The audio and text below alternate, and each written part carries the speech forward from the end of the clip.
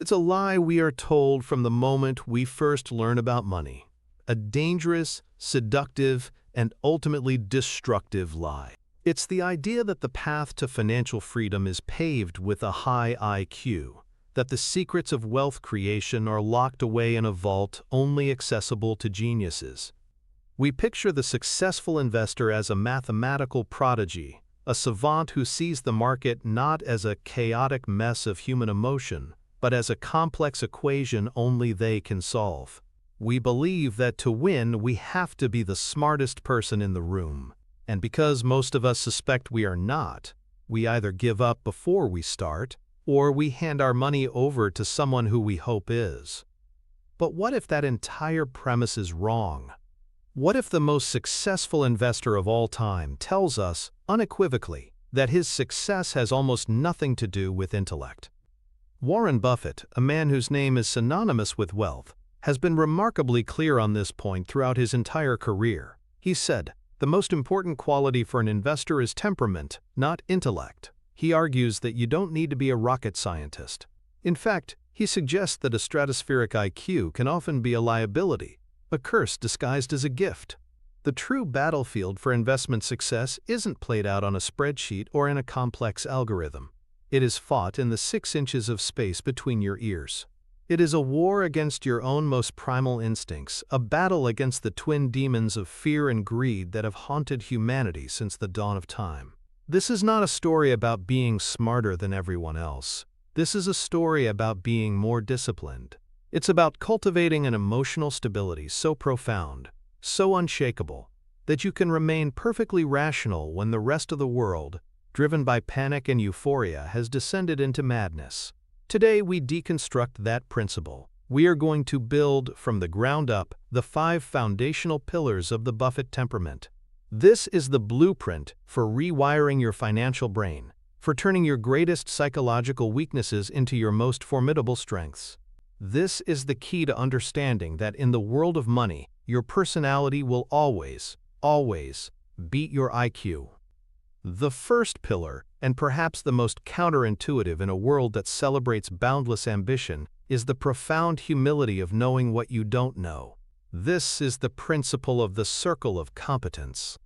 Intellect tempts us to believe we can understand everything. It whispers that because we are smart in one domain, be it medicine, law, or engineering, that our intelligence is a master key that can unlock the secrets of any industry. Temperament, however, imposes discipline. It builds a fence around what you know with absolute certainty and commands you to never, ever stray outside of it. It's the simple recognition that it's far better to have a brilliant result in a simple-to-understand business than a mediocre result in a complex one. The history of financial markets is a graveyard of brilliant minds who failed to respect this rule, and there is no greater story to illustrate this than Warren Buffett's own trial by fire during the greatest speculative mania of the 20th century. Our foundational anecdote begins in the late 1990s. The world was changing at a dizzying pace. The internet, once a novelty for academics and tech enthusiasts, was exploding into public consciousness. It was a new gold rush, a technological paradigm shift that promised to rewrite the rules of business forever. And at the epicenter of this financial earthquake were the so-called dot-com stocks. Companies with no profits, often with no revenue, were coming to market with valuations that dwarfed industrial giants that had taken a century to build. Names like GeoCities, theglobe.com, and Pets.com were the darlings of Wall Street. Their stock prices weren't just rising, they were levitating, detached from any recognizable business fundamental. It was a frenzy, and if you weren't in, you were a fool. You were a dinosaur, a relic of a bygone era. And the media had found their poster child for this old, obsolete way of thinking, Warren Buffett. By 1999, Buffett's long-term track record was already legendary, a masterclass in wealth creation. But now, he was facing a full-blown insurrection of public opinion. Barron's, the venerable financial publication, ran a cover story with the headline, "Warren, What's Wrong?" The article was brutal. It suggested that his methods were antiquated, that his refusal to participate in the new tech economy was a sign that he had lost his touch. The pressure was immense. His company Berkshire Hathaway was dramatically underperforming the S&P 500. Investors were leaving him. Pundits on television mocked him daily. They said his circle of competence was a prison, a self-imposed limitation that was costing his shareholders billions. Here was the smartest investor alive, and he couldn't see the obvious future staring him in the face. His high intellect was supposedly failing him, but it was not his intellect that was at work, it was his temperament. Buffett calmly and repeatedly explained his reasoning. He said he didn't invest in tech stocks for a very simple reason. He didn't understand them. He couldn't, with any degree of certainty, predict what a company like Microsoft or Intel would look like in 10 years. He couldn't identify their long-term competitive advantages, their moats, in a landscape that was shifting like desert sands. He understood Coca-Cola. He understood Gillette. He understood the timeless human desire for a sweet drink or a clean shave. He could look at their financial statements, understand their brand power, and project their earnings with a reasonable degree of confidence decades into the future. With technology, he admitted, he had no such edge. His decision was not born of arrogance or stubbornness. It was born of a profound intellectual humility. He knew the boundaries of his expertise. He had drawn a circle around businesses he understood, and he possessed the emotional discipline to not take a single step outside of it, no matter how much money others were seemingly making, no matter how much ridicule was heaped upon him. This was a masterclass in financial discipline. While the world was drunk on the promise of eyeballs and network effects, Buffett sat patiently in Omaha, reading annual reports of brick-and-mortar companies. He was practicing a form of risk management so fundamental that the geniuses of the new economy had forgotten it. Don't bet on a game you don't understand. Then, in March of 2000, the bubble burst. The Nasdaq index, a proxy for the tech-heavy market, began a catastrophic collapse. It would ultimately fall nearly 80% from its peak. Companies that had been worth billions were wiped out overnight. Pets.com, which had spent millions on a Super Bowl ad, went from IPO to liquidation in less than a year. Trillions of dollars of speculative wealth vanished. The geniuses were ruined. The pundits who had mocked Buffett fell silent. And in Omaha, the dinosaur, who had stuck to his circle of competence, had not only preserved his investors' capital but was now ready to deploy it, buying up wonderful businesses at bargain prices from the very people who had been forced to sell in the panic. He hadn't needed a higher IQ to navigate the bubble, he needed a stable temperament. He needed the discipline to say, "I don't know," and to be perfectly comfortable with that admission, even when the world was screaming that he was a fool. The psychological principle underpinning Buffett's circle of competence is a powerful cognitive bias known as the Dunning-Kruger effect. First described by psychologists David Dunning and Justin Kruger in 1999, this bias reveals a fascinating and dangerous quirk of the human mind. People with low ability in a specific domain tend to dramatically overestimate their competence. Conversely, those who are highly competent tend to slightly underestimate their skills. In essence, the less you know, the less you are aware of the vast landscape of your own ignorance. This creates a perfect storm for disastrous decision-making, especially in a field as complex as investing. A person with a high IQ who is, for example, a brilliant surgeon, may look at the stock market and believe their general intelligence grants them a special insight. They see the apparent simplicity of buying a stock that goes up and think, "How hard can this be?" This is the Dunning-Kruger effect in action. Their expertise is not in finance, but they lack the self-awareness to recognize the depth of their incompetence. They are standing on the peak of Mount Stupid, a term used to describe the initial peak of confidence that comes with a little bit of knowledge and a whole lot of ignorance. This is where temperament separates from intellect. Intellect gets you to the top of Mount Stupid. It allows you to quickly grasp the surface-level concepts of investing, giving you a false sense of mastery. Temperament is the guide that helps you see the vast valley of despair that lies beyond the humbling realization of how much you truly don't know. It's the voice of caution that forces you to question your assumptions. Buffett's temperament acts as a powerful antidote to the Dunning-Kruger effect. He actively cultivates an awareness of his own limitations.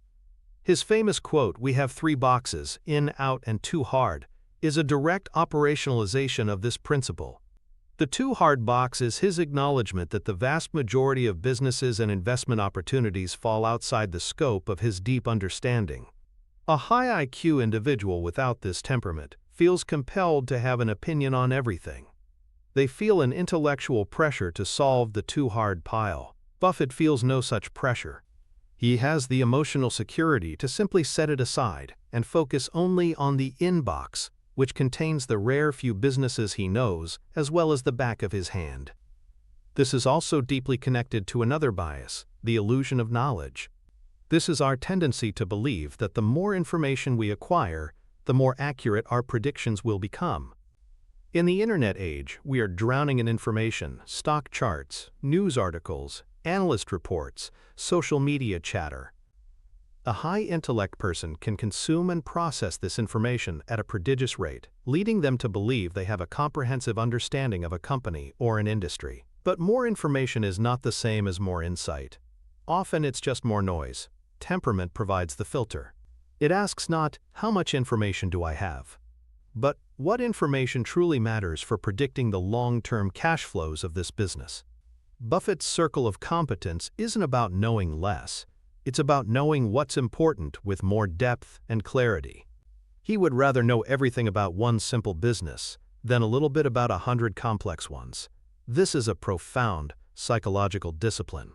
It is the cerebral equivalent of a master craftsman focusing only on the tools they have spent a lifetime perfecting, rather than being distracted by every new gadget on the market. It's an act of rebellion against the intellectual arrogance that drives so many smart people to financial ruin. So how can we translate this powerful principle into a practical, repeatable process? The blueprint for applying this is what we can call the define and defend your circle method. This is not a passive exercise. It is an active, ongoing system for ensuring your investment decisions are grounded in genuine expertise, not intellectual arrogance. It requires ruthless honesty. Step 1 is the audit. You must conduct a fearless inventory of your own knowledge. Take out a blank piece of paper and write down the industries, business models, and products that you understand so deeply that you could explain them to an intelligent high school student, and then successfully field their follow-up questions without any preparation. This is not about what you've read an article about or what you've heard is a hot trend. This is about deep ingrained knowledge. Do you understand how a bank actually makes money with net interest margins and loan loss provisions? Can you explain the competitive dynamics of the railroad industry, including the importance of track ownership and pricing power? If you're a software engineer, maybe you have a deep understanding of cloud computing or subscription-as-a-service business models. Be brutally honest. For most people, this list will be shockingly short. That is the point. The goal is not to have a long list. The goal is to have an honest one. Step 2 is the moat test.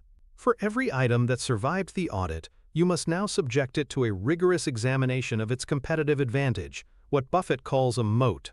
For each business or industry on your list, you must be able to clearly articulate, in simple language, why it is difficult for a competitor to challenge them. Is it a powerful brand, like Coca-Cola's, that has been burned into the global psyche for a century? Is it a network effect, where the service becomes more valuable as more people use it, like a credit card company? Is it a low-cost production advantage, like Geico's direct-to-consumer model? Or is it a regulatory advantage or patent protection? If you cannot clearly and concisely define the moat, then the business is not inside your circle of competence, even if you understand what it does. Understanding the product is not the same as understanding the business. Step 3 is erecting the boundary fence. This is a crucial act of self-discipline. You take your short, audited, moat-tested list, and you explicitly define everything else as being outside your circle. You write it down. My no-fly zones for investment are biotechnology, complex financial derivatives, speculative mining companies, fashion retail, whatever it is for you. This act of writing it down creates a psychological commitment. It's a preemptive strike against future temptation. When a friend comes to you with a can't-miss tip on a biotech startup, You don't have to engage in a complex intellectual debate. You can simply refer to your rules. It's outside the fence. The discussion is over. This isn't about being closed-minded. It's about being disciplined. It's a key part of your personal risk management strategy. Finally, step 4 is the expansion protocol. Your circle of competence is not meant to be a static prison. You can and should expand it over time. But this expansion must be deliberate, slow, and based on deep learning, not casual interest. If you want to add a new industry to your circle, you must treat it like you are studying for a master's degree in that subject. Read the industry's trade journals. Read the annual reports of not just the leader, but all its major competitors, going back at least a decade. Read books on the industry's history. Only after this deep immersion, after you can pass the audit and the moat test with flying colors, can you officially welcome that new territory into your circle. This methodical process ensures that your confidence is built on a foundation of true knowledge, not the fleeting illusion of it. It's the temperament to choose depth over breadth, mastery over casual familiarity. To truly appreciate the power of Buffett's approach, we must dedicate ourselves to understanding its opposite, the antithesis, or the path of the 99%. This is the path taken by the vast majority of market participants, often intelligent people who are led astray by their own minds.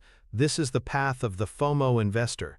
FOMO, the fear of missing out, is one of the most powerful and destructive emotions in finance. It is the engine that drives speculative bubbles, and the siren song that lures investors far outside their circle of competence. The FOMO investor doesn't operate from a base of knowledge. They operate from a base of social anxiety. Their primary motivation is not to own a piece of a wonderful business, but to not be the person who missed out on the next big thing. Their process begins with a tip. It could come from a cable news host breathlessly hyping a new technology. It could come from a coworker bragging about the money they've made on a cryptocurrency. It could come from a viral post on a social media forum promising a short squeeze that will send a meme stock to the moon. The story is always intoxicating, promising quick, effortless riches. The FOMO investor, lacking a defined circle of competence or a boundary fence, is immediately susceptible. Their intellect, instead of serving as a defense, becomes an accomplice. They use their intelligence to rationalize the decision. They'll quickly find articles that confirm their bias. They'll read a few blog posts and convince themselves they've done their due diligence. They mistake this superficial activity for genuine understanding. They are not conducting a sober analysis of a business's long-term earning power. They are constructing a narrative to justify an emotional impulse. Think of the dot-com bubble we discussed earlier. The 99% were not buying shares in Pets.com because they had done a deep analysis of the pet supply logistics industry and projected its future cash flows. They were buying a story. They were buying the ticker symbol because it was going up and they were terrified of being left behind. The same was true during the meme stock frenzy of 2021. People poured their life savings into companies like GameStop or AMC, not because of a sudden belief in the future of brick-and-mortar video game retail, but because of a compelling narrative of Main Street versus Wall Street, fueled by a community of online speculators. This is the antithesis of the circle of competence. It is a total abdication of intellectual responsibility, driven entirely by herd mentality and the desire for a quick win. The consequences are almost always catastrophic. When the narrative breaks, when the tide of euphoria recedes, the FOMO investor is left holding shares of a company they never truly understood, at a price that was never tethered to reality. The financial devastation is immense, but the psychological damage is often worse, creating a cycle of fear and recrimination that can scare people away from sound, long-term wealth creation forever. This is the inevitable destination for those who let their intellect wander without the leash of a disciplined temperament. The direct financial connection of this pillar is profound and manifests primarily in two critical areas of wealth management: unforced error reduction and superior asset allocation.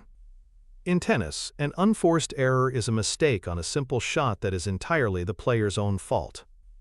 In investing, straying outside your circle of competence is the ultimate unforced error. When you invest in a business you don't understand, you are incapable of properly assessing its risks. You can't tell if a downturn in its stock price is a temporary problem, a buying opportunity, or a sign of a permanent impairment of the business, a reason to sell. Lacking true conviction based on knowledge, your decisions will be governed by the price action and the news flow, forcing you to buy high on good news and sell low on bad news, the exact opposite of a profitable strategy. By staying strictly within your circle, you eliminate the vast majority of these potential errors. You only play games you know you can win. This has a powerful mathematical consequence. Consider the brutal math of losses. If you suffer a 50% loss on an investment, you don't need a 50% gain to get back to even. You need a 100% gain. A catastrophic loss, the kind that frequently happens when speculating outside one's expertise, is incredibly difficult to recover from. It doesn't just set you back. It can permanently cripple your long-term compounding machine. The circle of competence is the single greatest defense against such a loss. Furthermore, this discipline drastically improves your asset allocation. Instead of spreading your money thinly across dozens of maybes in a desperate attempt at diversification, the circle of competence model forces you to concentrate your capital on your few, high-conviction certainties. Your portfolio ceases to be a random collection of hot tips and becomes a curated collection of businesses you know inside and out. This leads to lower portfolio turnover, which means fewer transaction costs and, crucially, lower taxes. Every time you sell a winning investment, you invite the taxman to take a share of your profits, reducing the capital you have available to compound. By focusing on businesses you can own for the long term, you defer those taxes and let your money grow unhindered. This disciplined approach, born from the temperament of humility, isn't just a philosophical preference. It is a tangible, quantifiable financial advantage that separates the amateur from the professional and is a cornerstone of achieving true financial freedom. The second great pillar of the Buffett temperament is the mastery of one's relationship with the market itself. This is achieved through his famous allegory of Mr. Market. High intellect often falls into the trap of trying to outsmart or predict the market. It builds complex econometric models, analyzes chart patterns, and listens to the forecasts of highly paid strategists, all in an attempt to divine the market's next move. Temperament, however, understands a deeper truth. The market is not a logical entity to be predicted, but an emotional one to be exploited. Mr. Market is your hypothetical business partner in every investment you own. The critical thing to understand is that this partner is a manic depressive. Some days he shows up at your door in a state of wild euphoria, offering to buy your shares from you at ridiculously high prices. Other days he appears in a fit of deep, inconsolable pessimism, offering to sell you his shares at absurdly low prices. He is there every day, quoting you a price. But here is the key: you are under no obligation to transact with him. His mood swings are his problem, not yours. Your job is not to be influenced by his mania or his depression. Your job is to ignore him on most days, and on the rare days when his mood reaches an extreme, to take advantage of him. Temperament is what allows you to look at his foolishly high offer with a smile and sell, or to greet his panicked, low-ball offer with an open wallet and buy. The defining anecdote for this principle is one of the earliest and boldest moves of Buffett's career, his investment in American Express in 1964. This was the moment he transformed from a clever cigar-butt investor into a dominant force in the world of finance. The story begins with a scandal, the salad oil scandal. A company called Allied Crude Vegetable Oil, a major customer of American Express's warehousing division, was discovered to have perpetrated a massive fraud. They had been borrowing huge sums of money using barrels of salad oil as collateral. The problem was, most of those barrels were filled with water, with only a small amount of oil floating on top to deceive inspectors. When the fraud was uncovered, Allied Crude went bankrupt, and its lenders, who were on the hook for what would be over $1 billion in today's money, turned their sights on American Express, which had issued the warehouse receipts guaranteeing the collateral. Wall Street panicked. The consensus view, the view driven by intellect analyzing the immediate legal threat, was that American Express could be held liable for the entire amount, a sum that would wipe out the company. The stock collapsed, falling by nearly 50% in a matter of weeks. Mr. Market was in the depths of despair. He was screaming that American Express was doomed. This is where temperament took over. While others were selling in a panic, reacting to the headlines, Buffett decided to do his own research. He saw that the market was confusing one small, damaged part of the business, the warehousing division, with the two crown jewels, the credit card and the travelers, check businesses. His intellect told him he needed to figure out if the scandal was impacting the core of the American Express brand. But his temperament guided his method. He didn't build a complex financial model.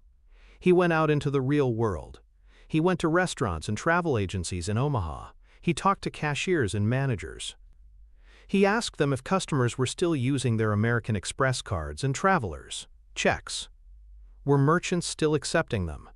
The answer, overwhelmingly, was yes. The scandal was a Wall Street story. It hadn't dented the powerful, global trust in the American Express brand. He famously sat in a steakhouse and watched as patrons paid with cash, personal checks, and with overwhelming frequency, their little green American Express cards. He realized that Mr. Market's panic was completely irrational. The core earning power of the business was intact. Armed with this on-the-ground knowledge, he acted with incredible conviction. He took 40%, nearly half of his investment partnership's entire capital, and plowed it into American Express stock. This was not a small speculative bet. This was an all-in move based on his calm assessment of value versus a panicked market's price. His partners were terrified, his peers thought he was insane, but he had the temperament to ignore the noise and trust his own analysis. Over the next few years, as the legal issues were resolved for a fraction of the feared amount and the strength of the core business became undeniable, the stock soared. The investment not only generated a massive profit for his partnership, but it cemented his reputation. He had not predicted the scandal. He had not predicted the market crash. He had simply remained rational and disciplined while Mr. Market was having a nervous breakdown, and he used that irrationality to his profound advantage. That is the essence of mastering Mr. Market. The psychological forces that Buffett overcomes with the Mr. Market allegory are some of the most powerful and deeply ingrained biases in the human brain. The first is myopic loss aversion. This term, coined by behavioral economists Shlomo Benartzi and Richard Thaler, describes a devastating combination. Loss aversion is the well-documented phenomenon that for most people, the psychological pain of a loss is about twice as powerful as the pleasure of an equivalent gain. Losing $100 feels twice as bad as finding $100 feels good. Myopia refers to our tendency to focus on the short term. When you combine these, you get myopic loss aversion. An investor who checks their portfolio frequently will experience many small, painful losses, even if the long-term trend is upward. This constant barrage of psychological pain makes them overly sensitive to risk and far more likely to sell assets after they have fallen in price, precisely to stop the emotional bleeding. Mr. Market, with his daily, volatile price quotes, is the ultimate enabler of this bias. Temperament provides the cure. By viewing the market's daily gyrations as the meaningless ravings of a lunatic, you emotionally detach. You stop checking your portfolio daily. You rob myopic loss aversion of its power. You feel the pain of a drawdown far less acutely, allowing you to hold on or even buy more during periods of panic. The second and equally powerful principle at play is herd mentality, also known as social proof. Humans are social creatures. For millennia, our survival depended on our ability to stick with the tribe. Going against the group was dangerous. This instinct is still deeply wired into our brains. When we see a large group of people doing something, whether it's running for an exit or buying a particular stock, our instinct is to follow. We assume that the group must know something we don't. This creates a powerful feedback loop. As a stock starts to rise, more people buy, which pushes the price higher, which attracts even more people. This is the engine of a bubble. The reverse is true in a crash. As selling begins, it triggers fear, which causes more selling, creating a cascade of panic. Intellect is a poor defense against this. A smart person can easily rationalize joining the herd. All these other smart people are buying, they must have a good reason. Temperament is the only true shield. It's the ability to stand apart from the crowd, to be the lone buyer when the herd is stampeding for the exits, or to be the patient seller when the herd is in a euphoric frenzy. Buffett's ability to buy American Express when the entire world was selling was an act of profound psychological independence. He was not swayed by social proof, he was guided by his own evidence-based conviction.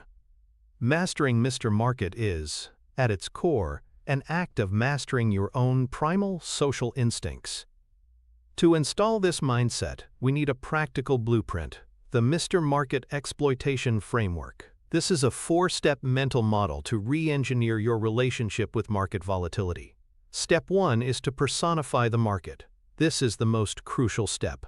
You must stop thinking of the market as an all-knowing, powerful entity called they, as in, they are selling off today. Instead, you must consciously and deliberately adopt Buffett's personification. Give him a name, Mr. Market. Envision him as a single, emotionally unstable business partner. This simple act of personification creates immense psychological distance. He is no longer an omniscient force. He is a flawed individual whose opinions you can choose to accept or reject. His daily price quote is not a verdict on your intelligence. It is merely an offer, one you are free to ignore. Step 2 is the constant application of the price versus value litmus test. For every investment you own or are considering, you must have 2 numbers in your head.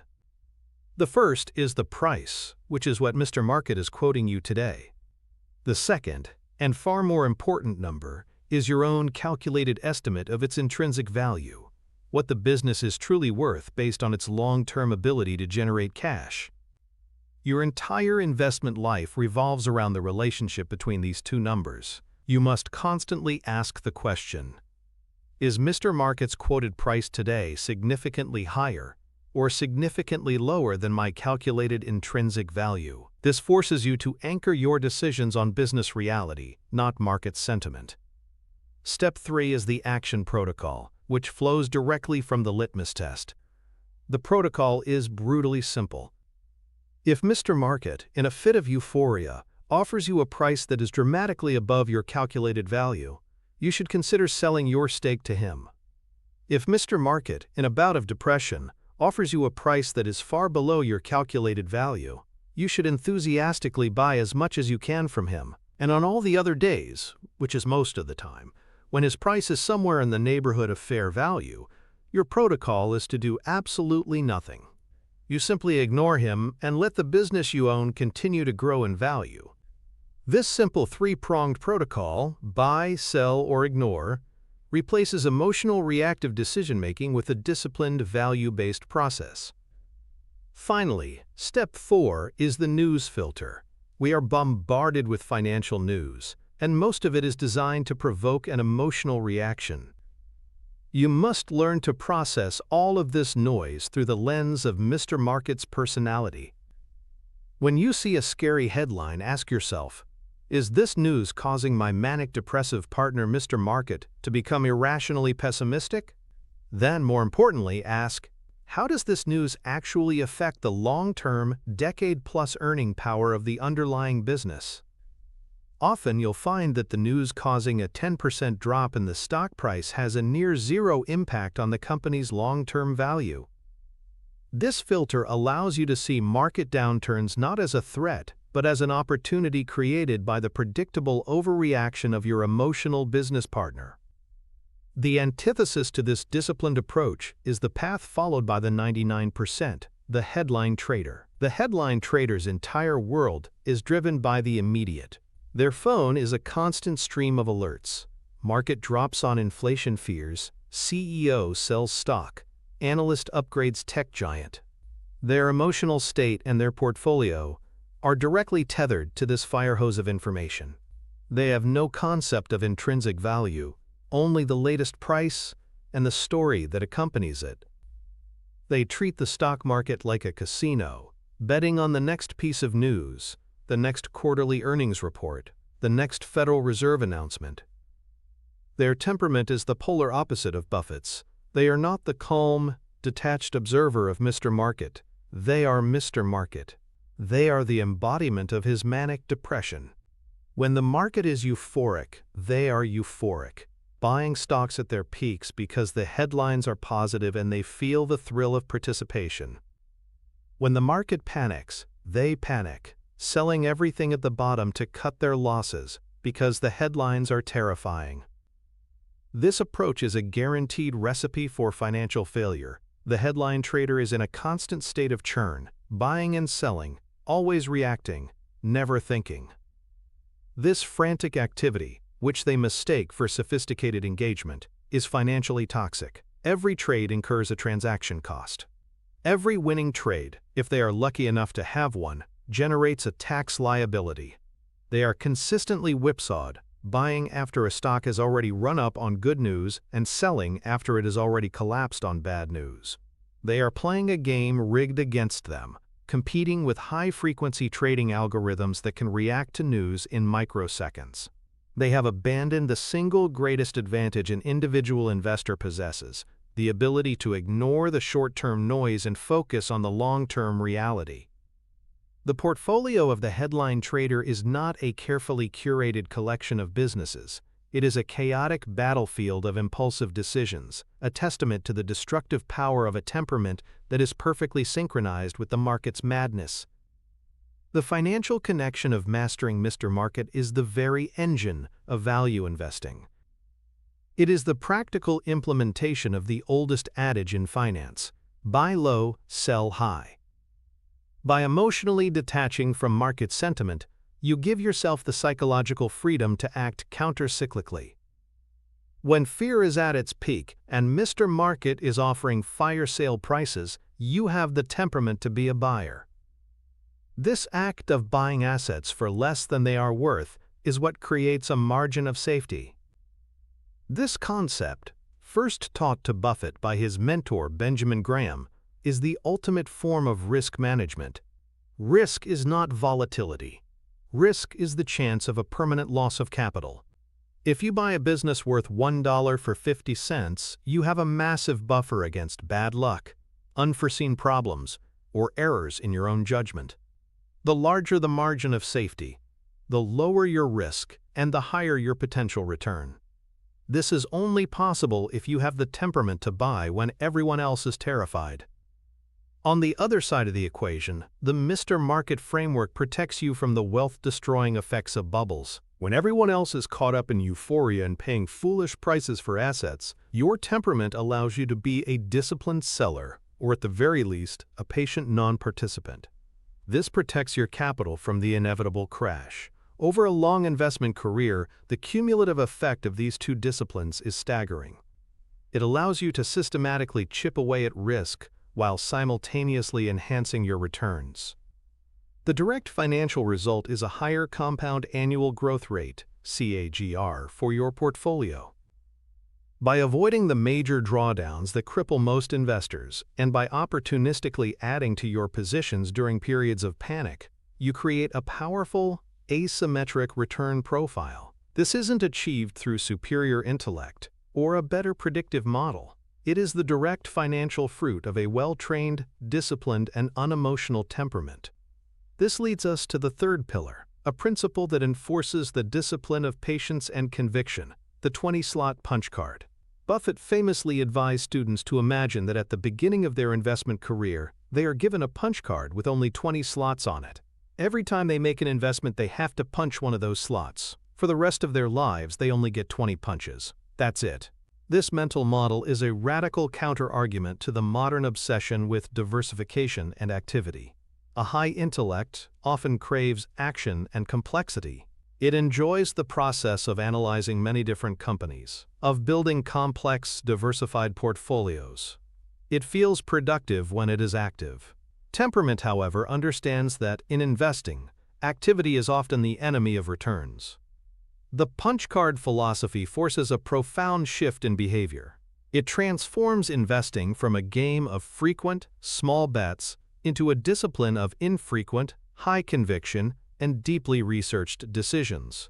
It provides the patience to wait for the absolute perfect pitch and the courage to swing with maximum force when it finally arrives.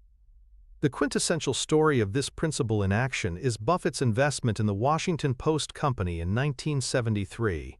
At the time, Buffett was already a successful investor, but this move would become a cornerstone of Berkshire Hathaway's fortune.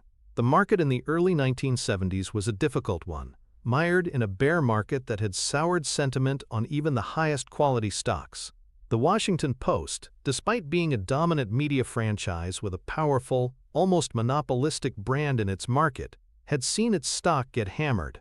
It was a fantastic business, but Mr. Market was pessimistic. Most investors, even those who recognized its quality, would have nibbled.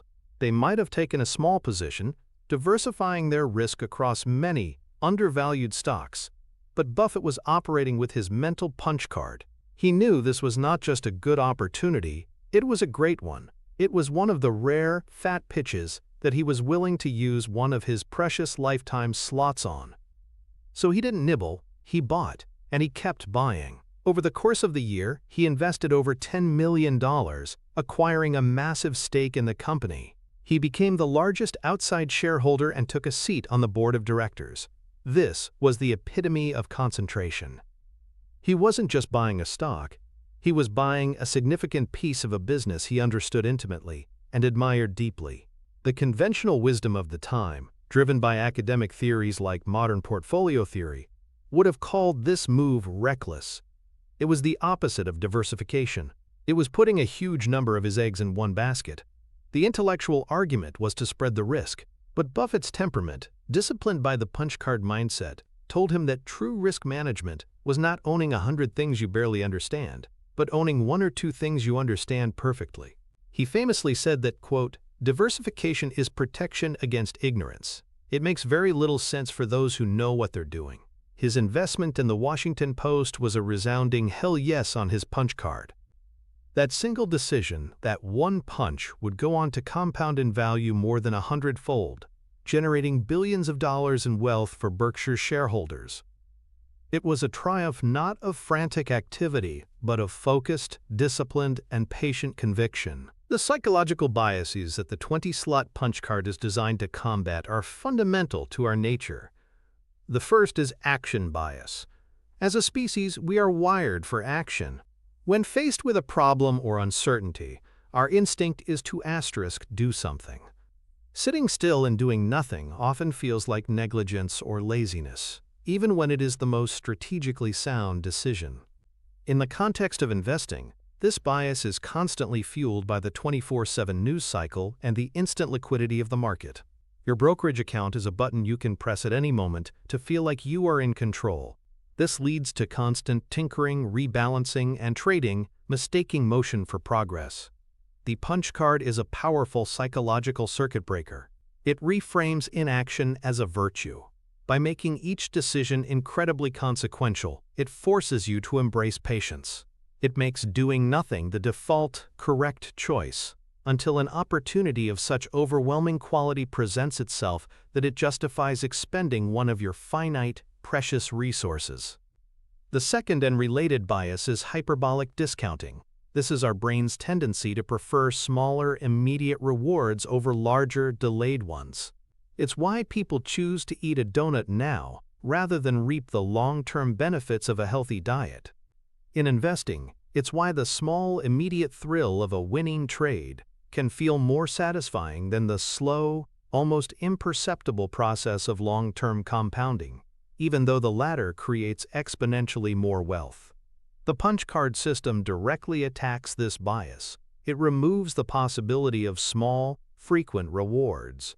It forces your brain to shift its focus from the short-term thrill of the trade to the monumental long-term consequence of the investment.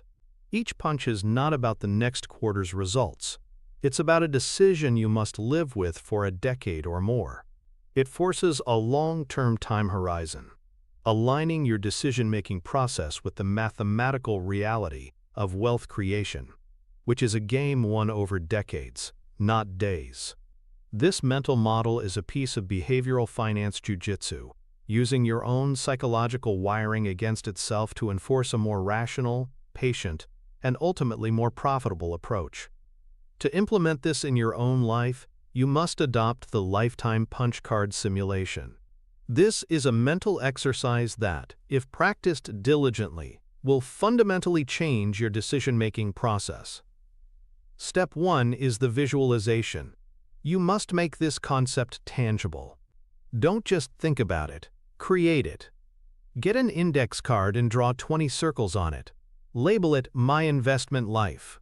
Place this card on your desk, or tape it to your monitor, or put a picture of it as your phone's wallpaper.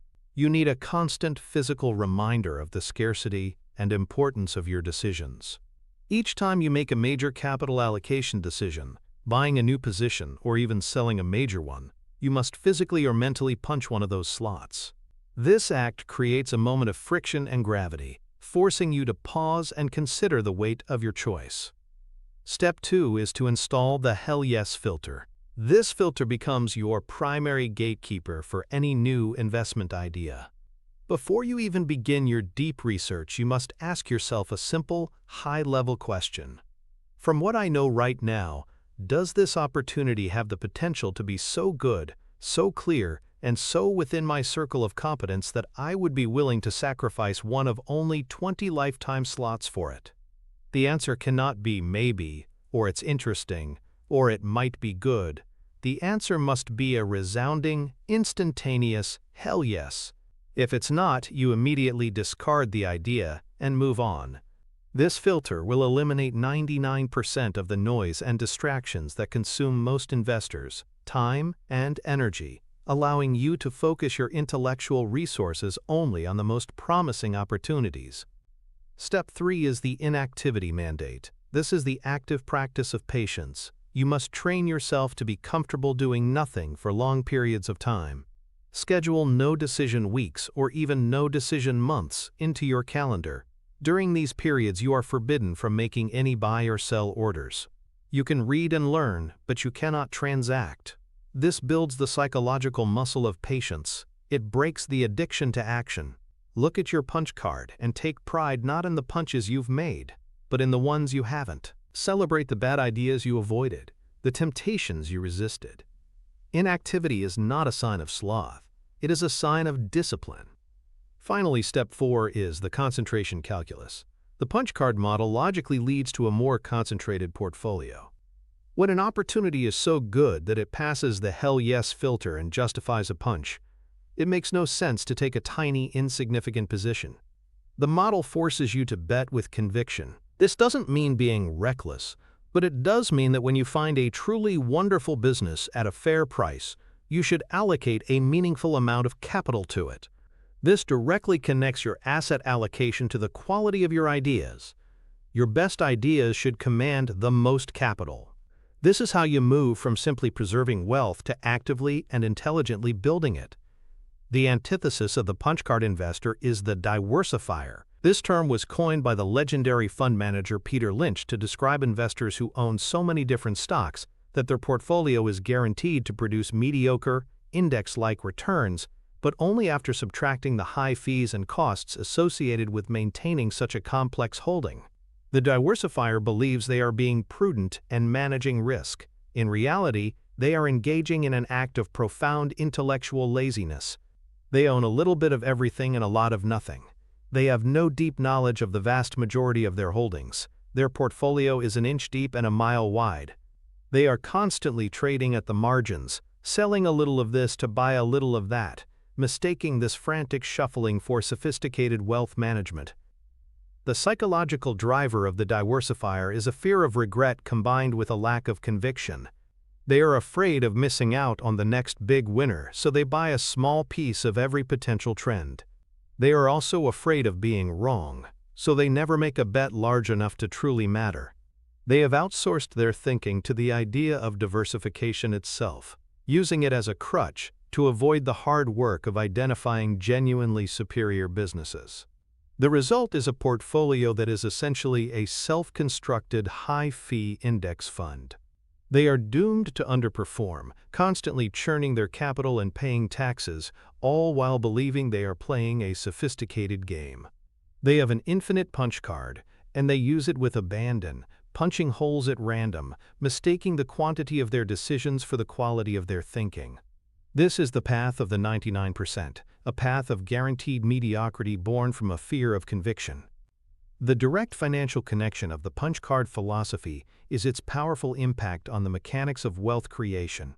As Buffett said, diversification may preserve wealth, but concentration is how you build it. By forcing you to focus only on A-plus opportunities, the punch card model naturally leads to a portfolio with a much higher potential for outsized returns. A single great investment, like Buffett's Washington Post holding, can generate more wealth than 100 mediocre ones combined. It focuses all your intellectual and capital resources on your very best ideas, which is the most logical path to superior performance. This is the essence of effective executive decision-making when it comes to capital allocation. Furthermore, this approach is incredibly efficient from a cost and tax perspective. Lower activity means dramatically lower transaction fees. More importantly, by focusing on businesses you can own for many years, if not forever, you minimize the corrosive impact of capital gains taxes. You allow your best ideas to compound uninterrupted by the taxman's annual visit. This tax deferral is one of the most powerful and underestimated accelerators of long-term wealth creation. Instead of constantly taking 2 steps forward and 1 step back due to taxes, you are able to keep your capital fully invested and working for you. The 20-slot punch card is not just a quaint mental model. It is a ruthlessly effective financial strategy that maximizes the potential for returns while minimizing the frictional costs that erode the wealth of the 99%. It is the temperament of patience and conviction translated directly into a more powerful balance sheet. The fourth pillar of Buffett's temperament is perhaps the most internal and most difficult to cultivate. It is the unwavering commitment to an inner scorecard. Our society is built on the foundation of an outer scorecard. From a young age, we are trained to seek external validation. We chase grades in school, promotions at work, likes on social media. We constantly measure ourselves against our peers. This instinct carries over into investing. Most people judge their success or failure based on external metrics. Are they beating the S&P 500 this quarter? Did their friend's stock pick do better than theirs? What are the television pundits saying about their holdings? This reliance on an outer scorecard makes them psychologically vulnerable to the market's every whim. A true investor's temperament, Buffett argues, is rooted in an inner scorecard, a durable internal set of principles and metrics by which you judge yourself, regardless of the applause or criticism of the outside world. An incredible anecdote that illustrates Buffett's own journey from an outer to an inner scorecard is the acquisition of See's Candies in 1972.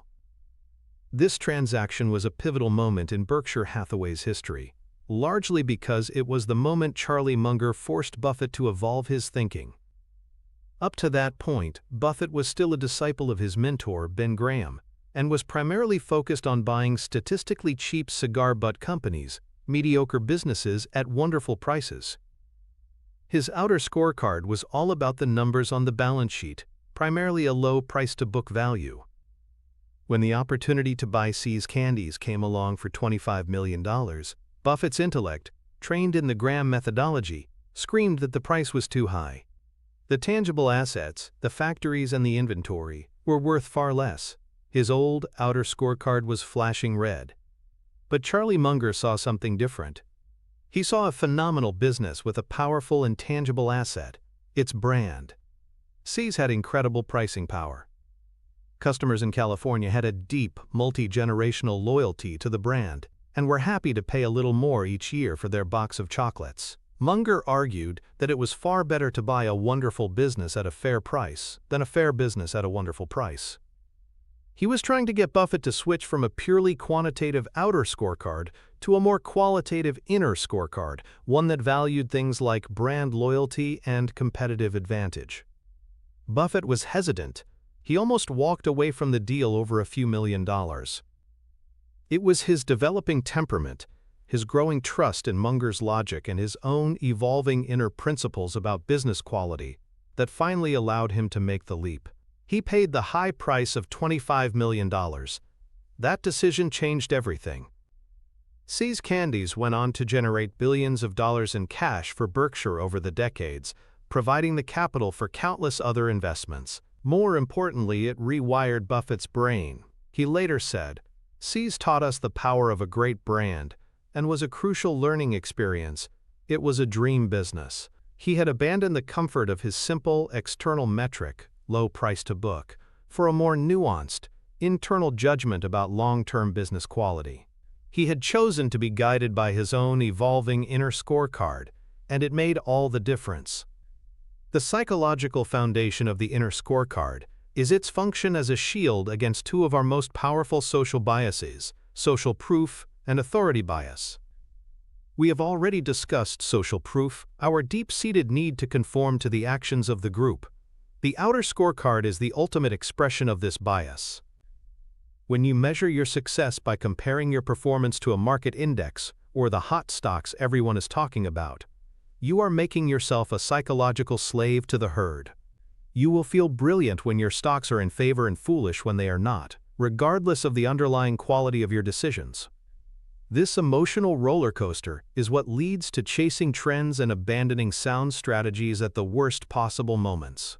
The inner scorecard severs this connection.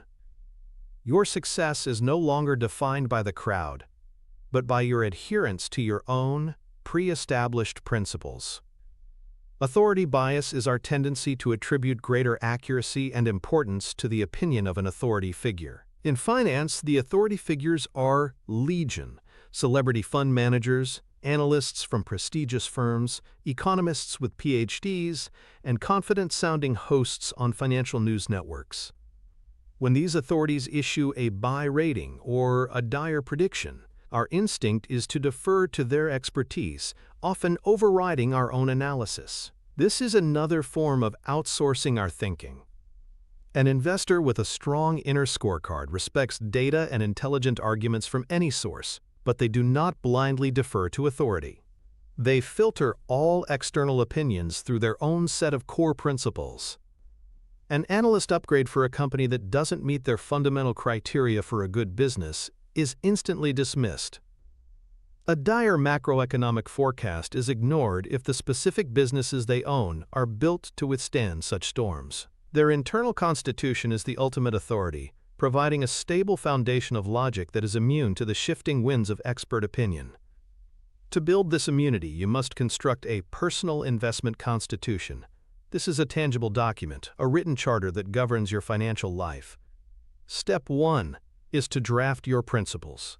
Before you invest another dollar, you must sit down in a quiet room and codify your beliefs. What is your definition of risk? Is it volatility, or is it permanent loss of capital? What qualities must a business possess for you to consider it for ownership? E.g., I will only buy businesses with a durable competitive advantage I can understand, or I will not invest in companies that rely on high levels of debt. What is your valuation methodology? How will you behave in a market crash? Write these down as a series of clear, unambiguous articles. This is your governing document. Step 2 is the public scorn test. This is the stress test for your principles. For each article in your constitution, you must ask yourself a difficult question.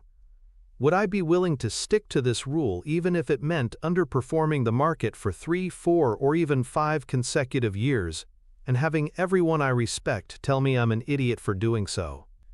If the answer is anything less than an absolute yes, then the principle is too weak. It's just a preference, not a core conviction. A true inner scorecard must be durable enough to withstand immense social pressure and periods of poor relative performance. It is your anchor in the storm, and it must be unbreakable. Step 3 is the decision journal. Your constitution is not a decorative document, it is an operational one. Every single investment decision you make, both buying and selling, must be justified in writing, with direct reference to the articles of your constitution. For example, I am buying shares in Company X today because it meets Articles 1, Circle of Competence, 3, Durable Competitive Advantage via its brand, and 5, Strong Balance Sheet with Low Debt of my Constitution. Here is the evidence. This simple act does two things. It forces you to be rational and disciplined in the moment of decision, and it creates an invaluable record for you to review later, allowing you to learn from your process, not just your outcomes. Step 4 is the results blinder. When you review your performance, you must change the order of operations. The 99% look at their results first, the outer scorecard, and then judge their process. You must do the opposite. First, review your decision journal. Did you faithfully adhere to your constitution? Was your reasoning sound at the time based on your principles? You must judge the quality of your decisions first. A good process that leads to a poor short-term outcome is acceptable and a learning opportunity. A bad process, a violation of your constitution, that happens to lead to a good outcome due to luck, is a severe failure that must be corrected immediately. This reorientation, process over outcome, is the very essence of operating from an inner scorecard. The antithesis is, of course, the outer scorecard follower. This individual's entire sense of self-worth as an investor is outsourced. Their mood rises and falls with the daily ticks of their portfolio value.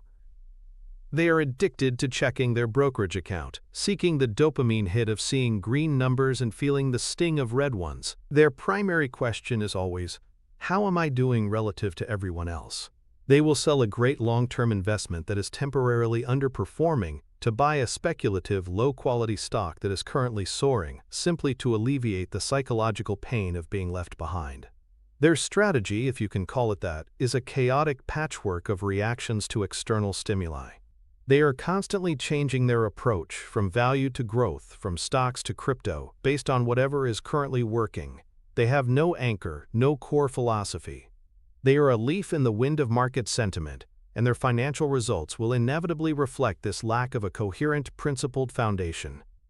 The direct financial connection of an inner scorecard is consistency. A written constitution and a commitment to judging your process prevents style drift.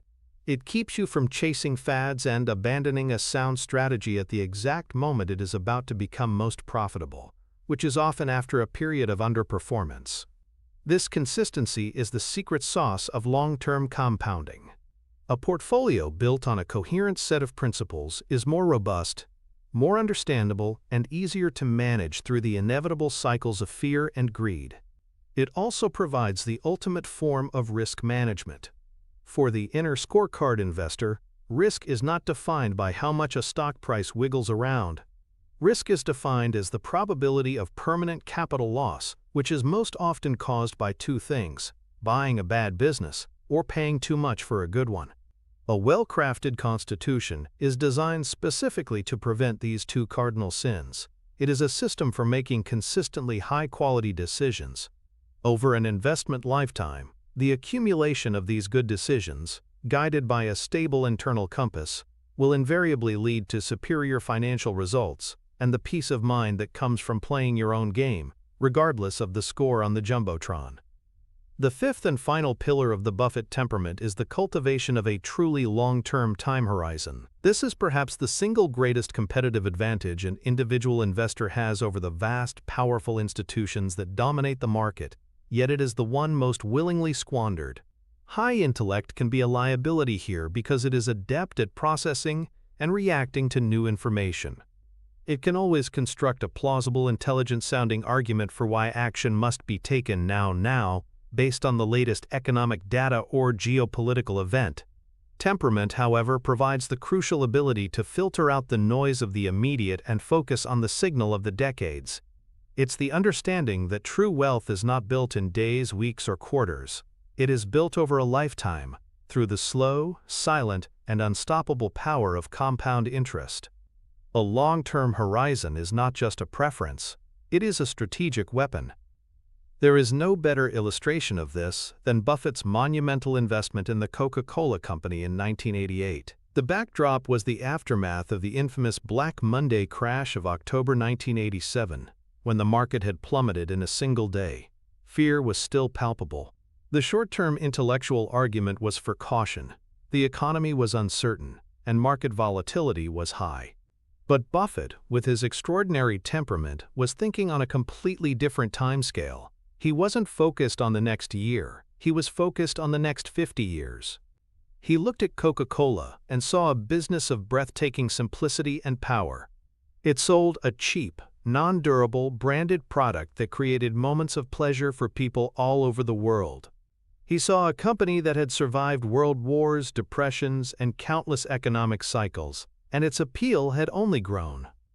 His analysis was not about the next quarterly earnings report, it was about the long-term demographic reality of the planet. He calculated how many 8-ounce servings of Coke products were consumed daily by the world's population and compared it to the total consumption of all other liquids. He saw an immense runway for growth, a vast ocean of human thirst yet to be conquered. He saw a brand that was so powerful it was essentially a tax on human happiness. While others were paralyzed by the short-term fears of a recession, Buffett was looking at the multi-decade certainty that billions of people in developing nations would, as they became wealthier, aspire to the same simple pleasures enjoyed in the developed world, including drinking a Coke. So in 1988 he acted. He invested over $1 billion, acquiring a huge chunk of the company.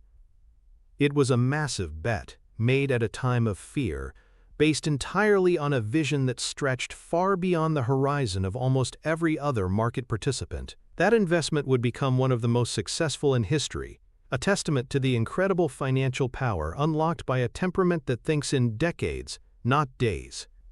The psychological demon that a long-term horizon is designed to slay is called present bias, which is a specific and powerful form of hyperbolic discounting. Our brains are hardwired by evolution to prioritize the immediate present. For our ancient ancestors, the immediate threat of a predator or the immediate opportunity of a meal were far more important than planning for next winter. That wiring is still with us. We feel the pull of the present with an irresistible force. We overvalue immediate gratification and systematically undervalue long-term consequences. This is why we check our portfolios 100 times a day. The immediate feedback, whether a jolt of pleasure or a pang of pain, is more compelling to our brain than the abstract, distant goal of financial freedom in 30 years. It's why a company missing its quarterly earnings estimate by a single penny can cause its stock to drop 10%, even if the long-term prospects of the business are completely unchanged. The market is addicted to the present. Temperament is the ability to break this addiction. It's the conscious decision to override our faulty ancestral wiring and force our brain to operate on a timescale that is aligned with the mathematics of compounding. It's a rebellion against the tyranny of the now.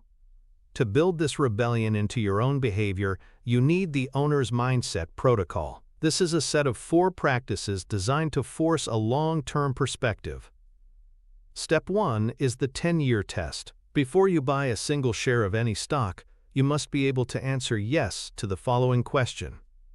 Would I be happy to own this entire business if the stock market were to shut down for the next 10 years? You must be able to write a short paragraph explaining why. This question instantly shifts your perspective from that of a speculator renting a stock to that of an owner buying a business. If your reason for buying is based on a short-term catalyst or a hope that the price will go up next month, you will fail this test. You can only pass it if your reasoning is based on the durable, long-term competitive advantages and earning power of the underlying enterprise. Step 2 is the quarterly report blackout. The quarterly earnings cycle is the engine of the market's short-term obsession. You must break its hold on you. Make a rule for yourself. You are forbidden from reading the knee-jerk media analysis and market reaction to quarterly reports. Instead, commit to reading the full annual report, the 10K filing, once a year. This is where the company lays out its long-term strategy and results. By focusing on the annual data, you train your brain to see the long-term trends in revenue, profit margins, and return on equity, rather than being whipsawed by the meaningless beat-or-miss game of a single 90-day period. Step 3 is the compounding visualization. You need to make the abstract concept of compounding tangible and emotional. Create a simple spreadsheet that shows how a modest investment grows over 30, 40, and 50 years at a reasonable rate of return.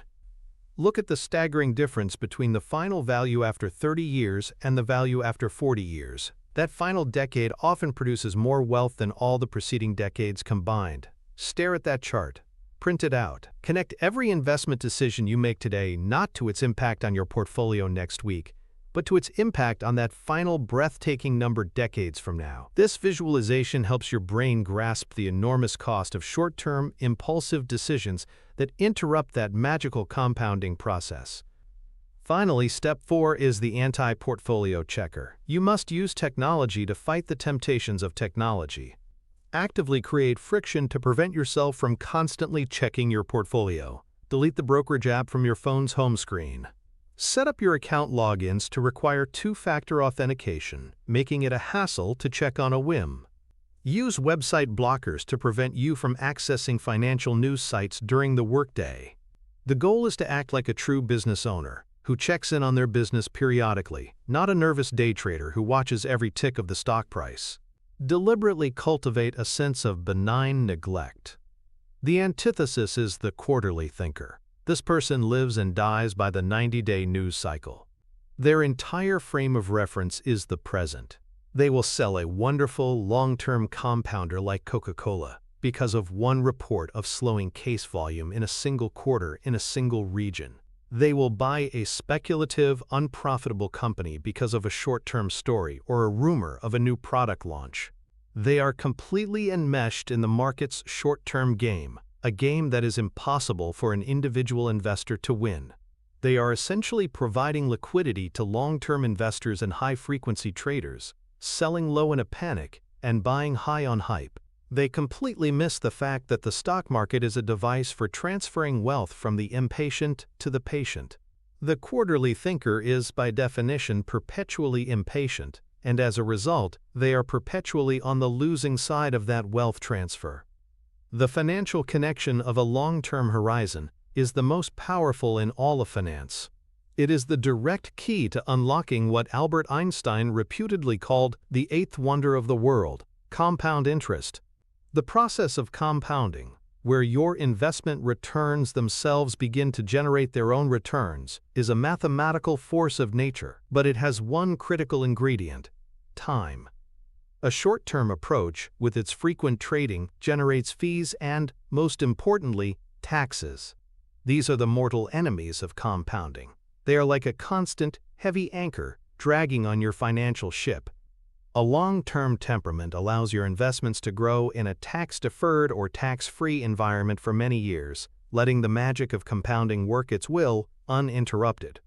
This approach fundamentally shifts your goal from trying to guess the short-term direction of stock prices, a speculator's game, to simply participating in the long-term value creation of the great businesses of the world, an owner's game.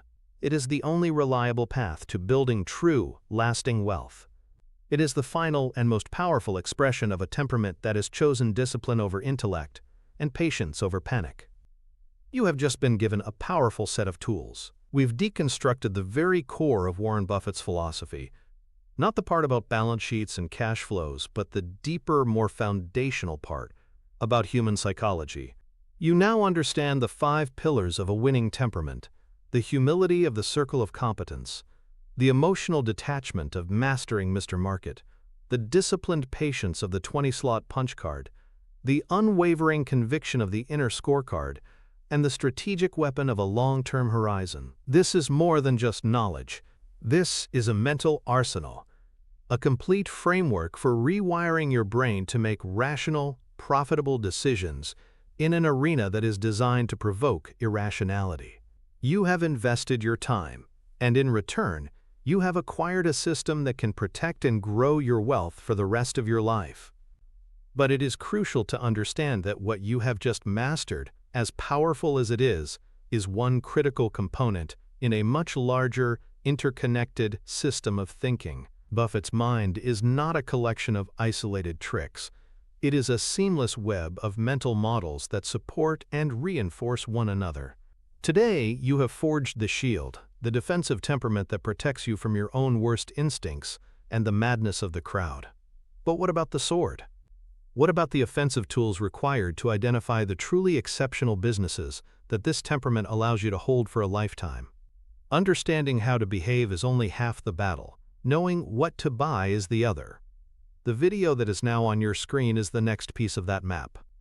It is the vital link between the how and the what. It takes the psychological foundation we have built today and connects it to the specific business and financial metrics that separate a good company from a truly great one. Think of what you've just learned as the operating system.